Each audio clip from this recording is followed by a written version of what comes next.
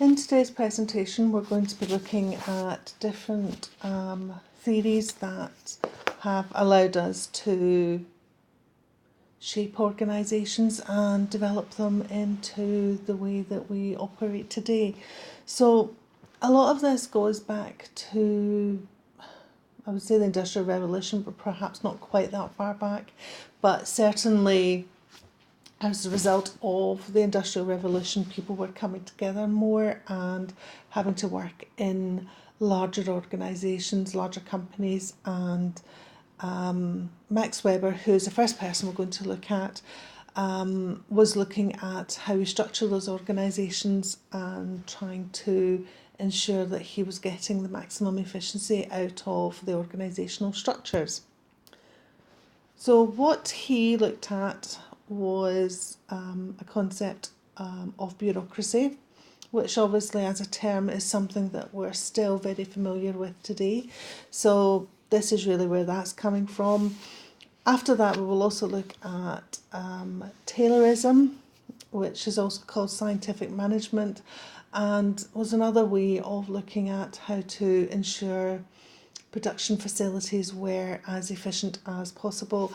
And Frederick Taylor looked at how to ensure that that was happening as a manager, and what managers could do to ensure that the workers were being as efficient as possible. As the name suggests, that's called scientific management, and it was taking away the human aspect of working with people. And Elton Mayo, from that, developed his concept, his ideas, which were much more,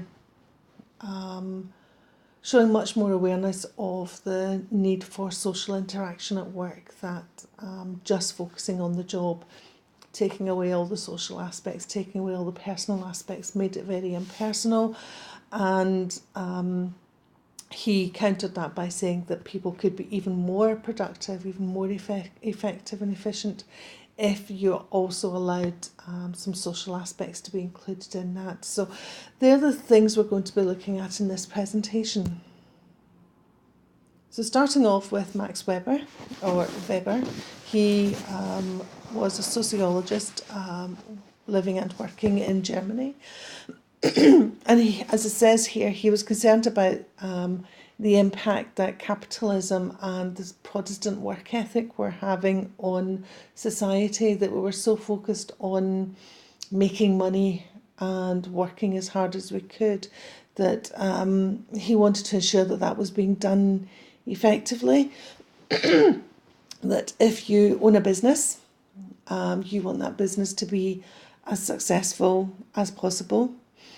And the concept of the Protestant work ethic very much believed that we had to work hard and that we should be working as hard as possible, but that the profits that were being made by the capitalist system weren't necessarily going straight back into the pockets of the owners of production, but that they should be reinvested in the company.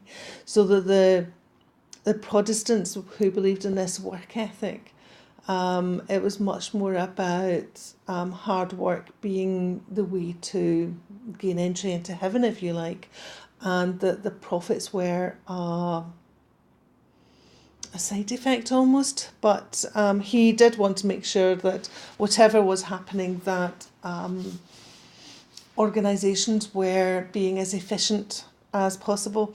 And this is where he got the idea of bureaucracy from.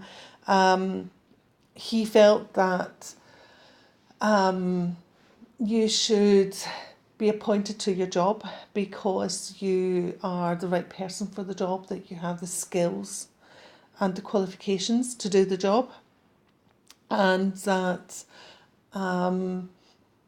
you shouldn't be promoted or you shouldn't be given a job just because of who you are or who you know, that your manager, the person above you in the hierarchy, should be the person responsible for deciding whether or not you get a promotion, for example, and the authority of managers is established through this idea of bureaucracy, because you have an organisational chart, you have a hierarchy, and you have line management responsibilities. So therefore, you report to the person that's next above you in the chain of command. So Max Weber came up with the idea of bureaucracy in terms of putting policies and procedures in place, having something formal, very structured. What we consider today as being hierarchy, what we consider as bureaucratic. Sometimes we think of bureaucratic as being a lot of red tape, a lot of processes that slow things down, and is not necessarily a good thing. When Weber introduced this concept, his idea was to put these policies and procedures in place so that things were clearer. People knew what was expected from them, and therefore it should allow the organisations to function more effectively. If you think about a small organisation, they don't need the hierarchy, they don't need this structure, but as a company grows, they need the formal processes in place, they need this organisation structure, so that people understand where they sit in the organisation, who has responsibility, who to go to if you have problems. All of those sorts of things are first laid down by Max Weber.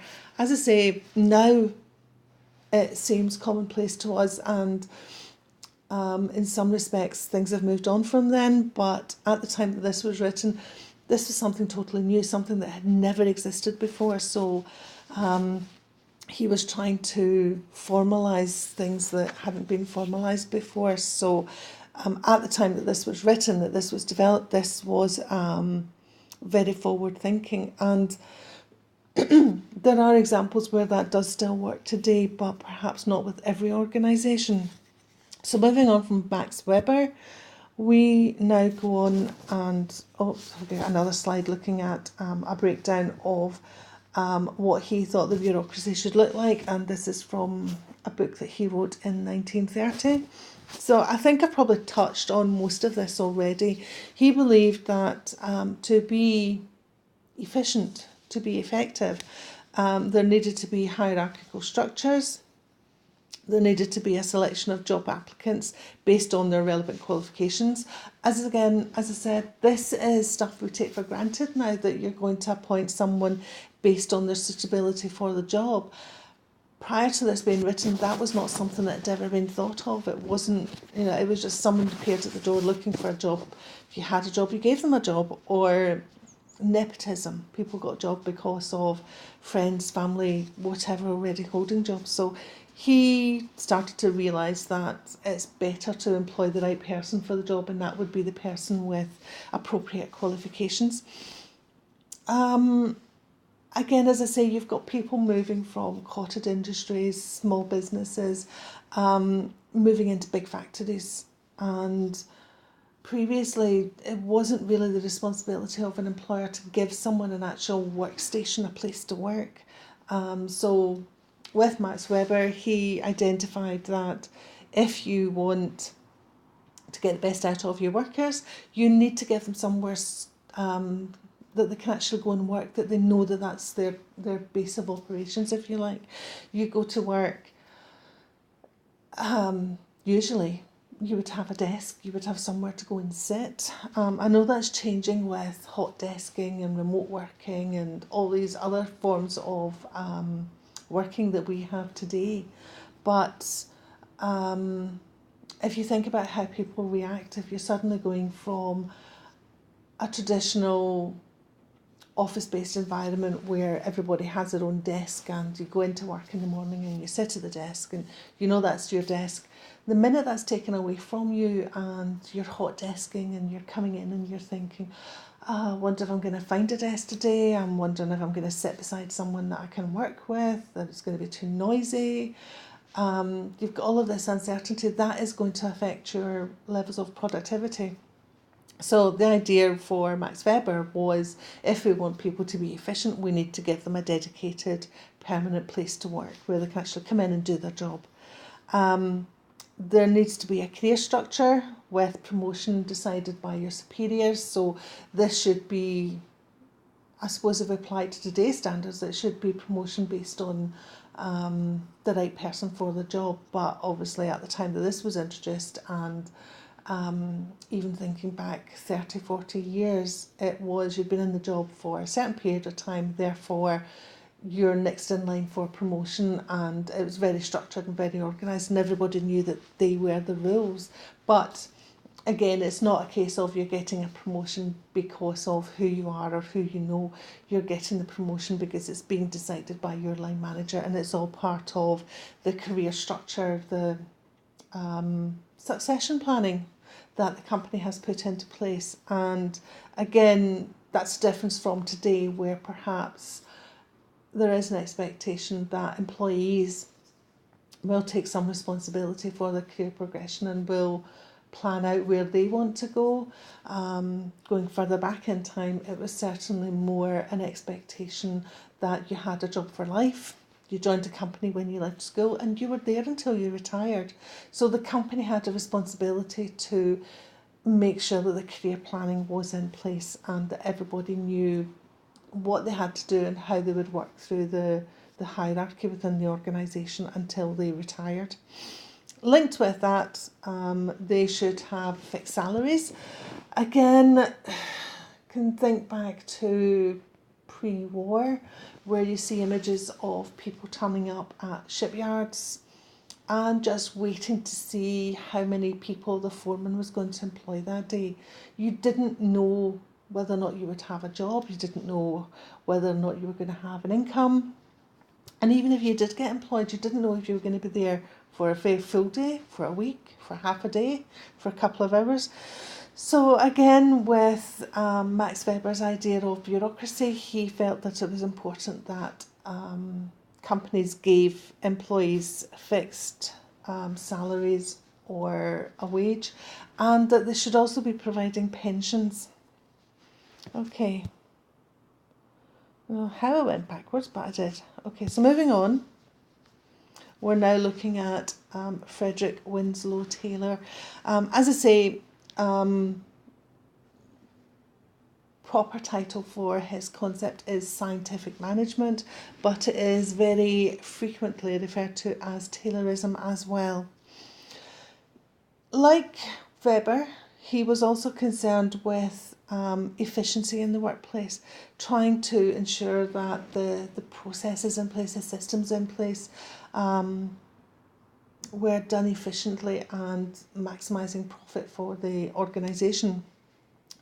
Unlike Weber, Taylor himself was an engineer. He worked in a factory, and he was looking at his role as a manager, and he was concerned that as a manager he didn't really always understand all of the processes, he didn't understand what all of his employees were doing, and realised that as a manager perhaps that is not a good idea. He thought that the managers didn't have control of the processes, and therefore because of that lack of knowledge they didn't understand what was going on. So his focus was to look at how they could regain control. So thinking with that, he decided that the best way for the manager to take back control and to ensure maximum efficiency for the organisation was that the managers should organise the work, and that they should do all the thinking, and the workers should just come to work and do their job. They should just get on with the job. They're not, that expression of you're not paid to think. So that's kind of where this is coming from.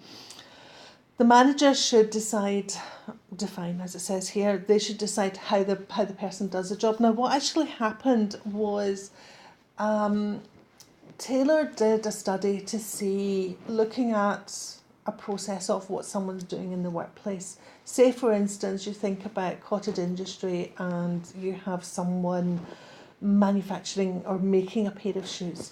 They do the full process. They design a template, they cut out the leather, they stitch it all together, they put the sole on the shoe, they put the laces in and box up the shoe so it's ready for sale. So they go through the full process. What Taylor did was he studied the work that was being done and he broke it down into its component parts. So instead of having one skilled employee doing the full process, he decided that it would be more efficient if you broke it down into its component parts. So you would have someone putting the leather into the machine, you might have someone else cutting out the leather, you would have someone involved in stitching different bits together, you would have someone else involved in putting the sole on the shoe, someone finishing it off, putting in the laces, and you might have someone else putting it into a box. So you broke it down into all of the component parts, and you had an employee that just focused on one bit.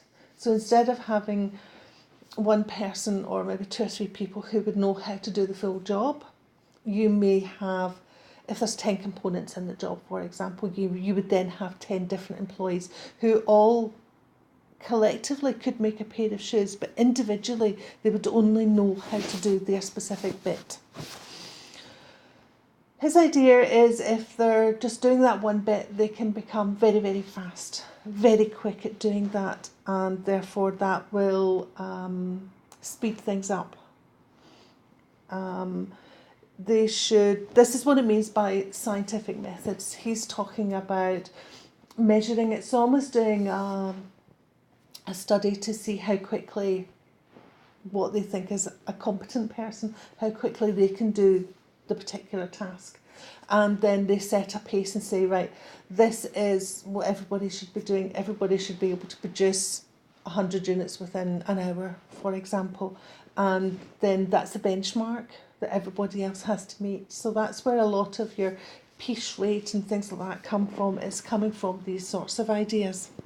So, along with that, Taylor believed that the best person should be selected for the job, a bit like Weber. So, ensuring that the person has the particular skills to do the particular job. Linked to that, he felt that it was really important that the staff are actually given training, that the workers are trained so that they know exactly how to do something. And therefore, the idea, I suppose, is if you provide them with the training, a bit like induction, they should be able to do the job much more quickly and be up to speed more quickly.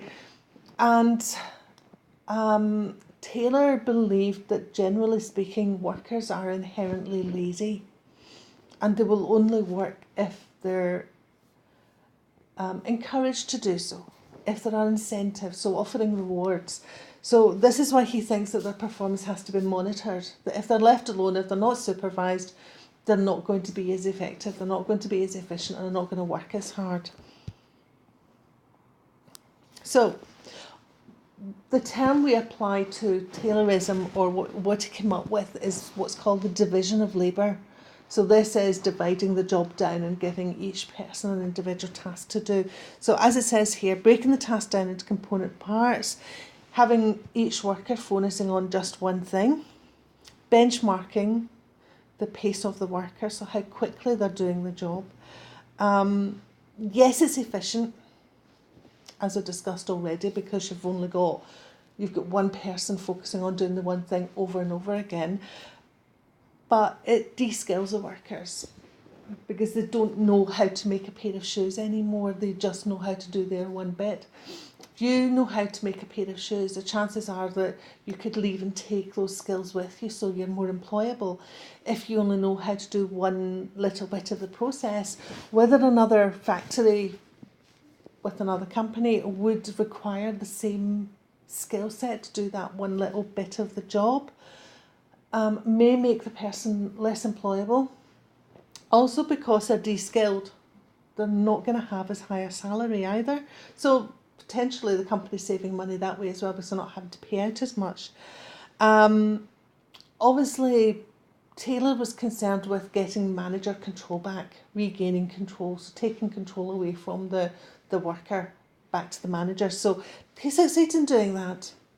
But as some motivational theories suggest, we are more motivated, and generally speaking, workers will work harder, will take more ownership of their work, will put in more effort if they have some control over what they're doing. So Taylor's taking all of that away. So if you've got working on a production line where you're just doing one little thing day in, day out, doing exactly the same thing for hours on end. At the time this was happening, you probably find that people were working in factories 13, 16 hours a day, 6, 7 days a week, maybe getting a couple of days holidays in a year. So if you're working that hard for that long, doing the same thing over and over again, is going to get quite boring as well. So you've got no control over the job. You've got someone standing over you, monitoring everything you do.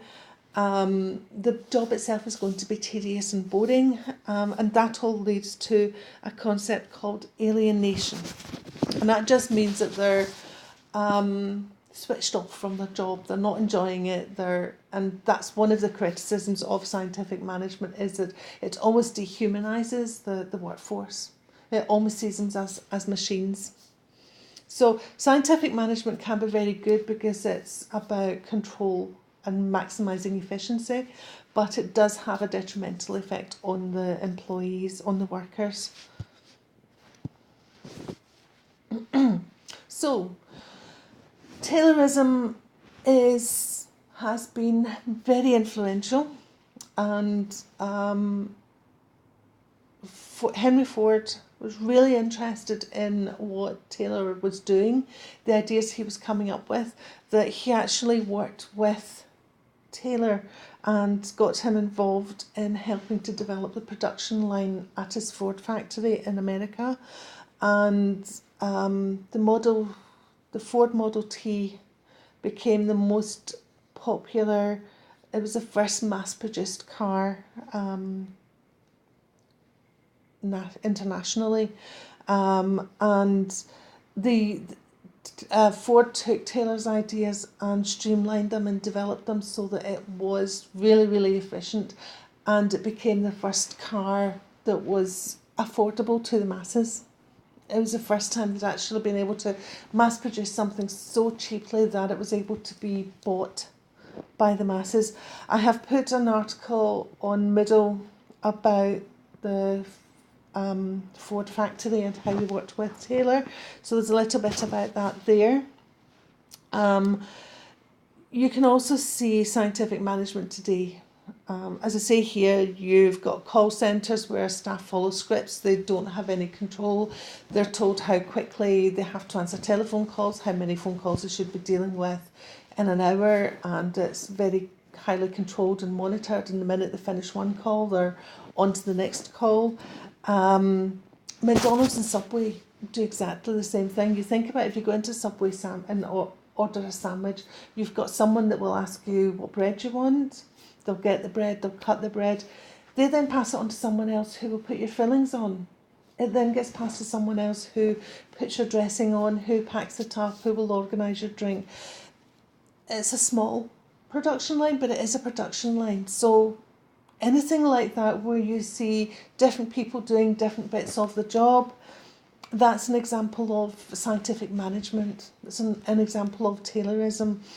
Perhaps thinking about bringing up to date, how we deal with the alienation is things like job rotation. So you still have that production line, you still have different people doing different component parts of the job, but you rotate them so they get to do the different parts of the process. They can understand what each other does, so that they get moved about so they don't get as bored. Okay?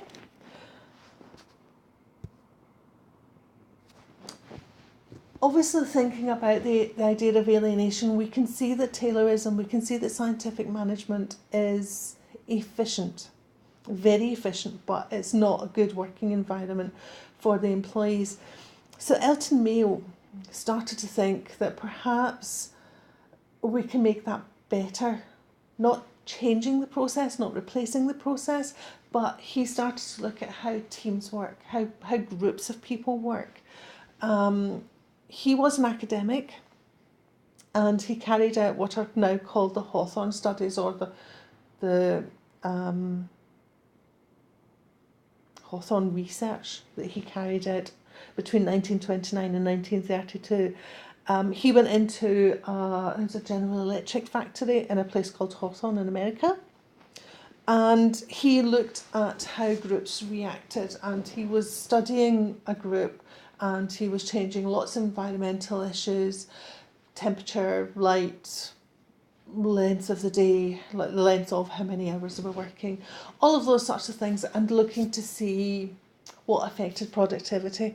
What he found was that the social aspects, the fact that they were able to work together as a team, the fact that they felt special because they were singled out and they were getting special attention, they were getting more direct attention from the researchers, from the team leader, that actually produced more productivity. It made the team more effective, it made them more productive, because what he found was by adjusting the environmental issues, they expected improve the light, they'll work harder, reduce the light levels, they might have more difficulty seeing, so therefore they'll be less productive. The reality was that it didn't actually matter what they adjusted, make it darker, the productivity still increased, make it colder, productivity still increased. So that's why we thought, well, it's not the environmental issues, the social aspects are really, really important as well. So that's where the idea of recognising that people have a social need when they go to work. And as I've said in the last bullet point here, it did lead on to some motivational psychologists looking at what motivates people and how people think. So thinking about things like Maslow and his hierarchy of needs, you have a level that is social needs. I think it's the third one. Though that's quite important, and that is quite a key motivator for employees. So the more they have, meet their basic needs, meet their need for clothing and shelter and food, job security, give them all of those things that they need as fundamentals. Once they're met, the social needs, the interaction, the sense of belonging all became really, really important as well. And Elton Mayo was the first person that really recognised that and identified that.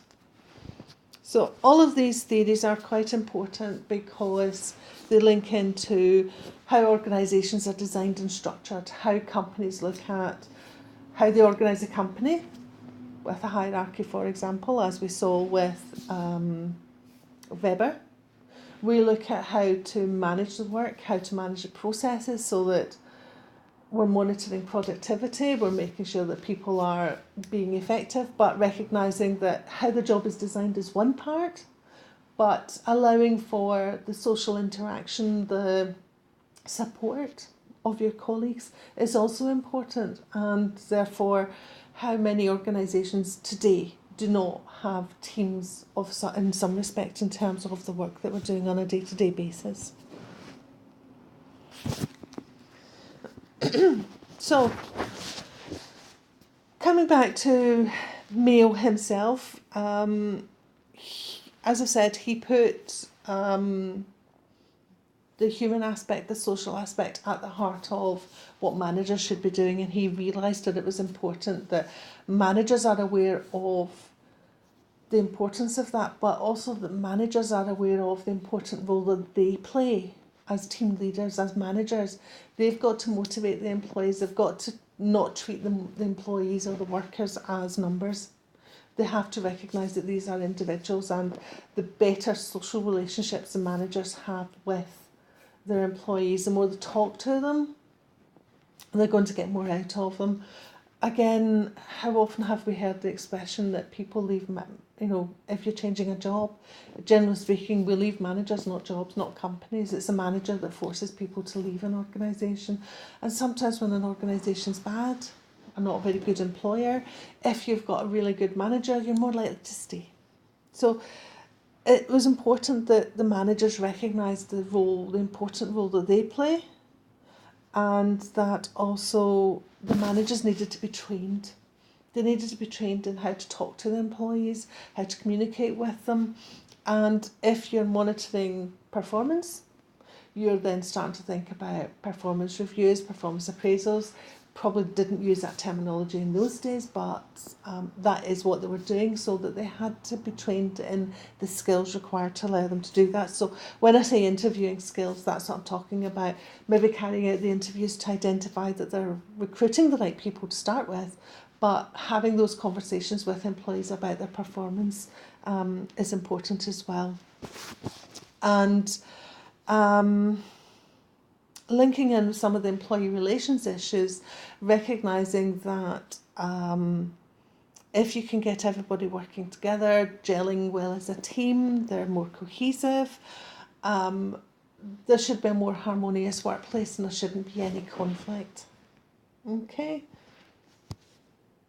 And that's us finished. So hopefully that has helped you put things into context. So when you're looking at theories generally, think about these as the sort of